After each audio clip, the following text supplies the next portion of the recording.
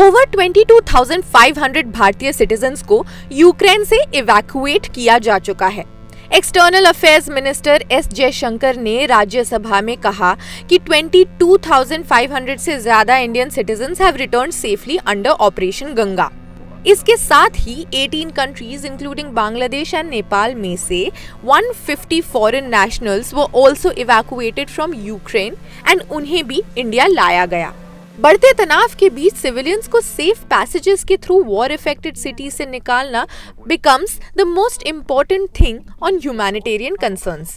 इसके लिए होते हैं humanitarian corridors. Looking at the Ukraine-Russia war crisis, there is a growing curiosity about these corridors. ये क्या होते हैं? क्या ये safe passages provide करते हैं? From Syria to Ukraine, humanitarian corridors की जरूरत पड़ती आई है। So let's understand कि ये safe passages actually होते क्या है? Do they work? How safe are these corridors? और history में ये कितने safe साबित हुए हैं?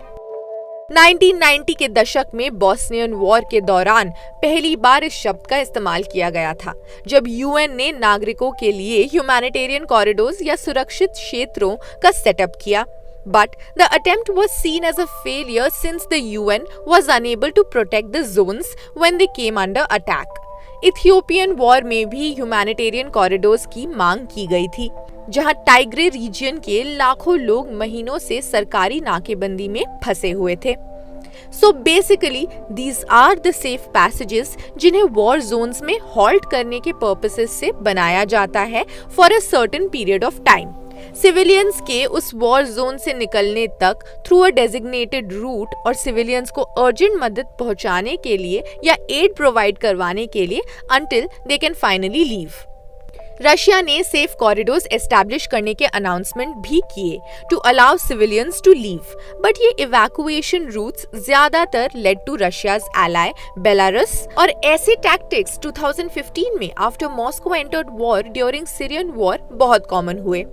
थ्रू आउट द हिस्ट्री हमें ये देखने को मिला है कि रशियन एंड सीरियन फोर्सेस पर अक्सर ह्यूमन कॉरिडोर्स के आसपास के सीज फायर्स को तोड़ने का आरोप लगाया गया है, जिसमें घिरे हुए या अफेक्टेड शहरों में बॉम्बिंग्स जारी रहती थी। तो क्या ये इफेक्टिव साबित हुए? अल्टीमेटली रशियन और सीरियन गवर्नमेंट्स के गोल्स को अटेन करने में ये डेफिनेटली इफेक्टिव हुए to regain control of opposing areas.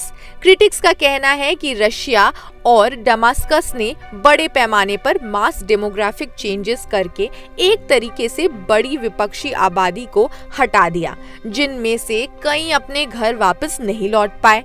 Human rights groups और ह्यूमैनिटेरियन एजेंसीज का कहना है कि अंतर्राष्ट्रीय कानून के तहत सिविलियंस की सुरक्षा सुनिश्चित करने के लिए हर संभव प्रयास करना चाहिए, no matter where they are, and that is the purpose of a humanitarian corridor. Ideally तो होना यही चाहिए, but history tells you a different story.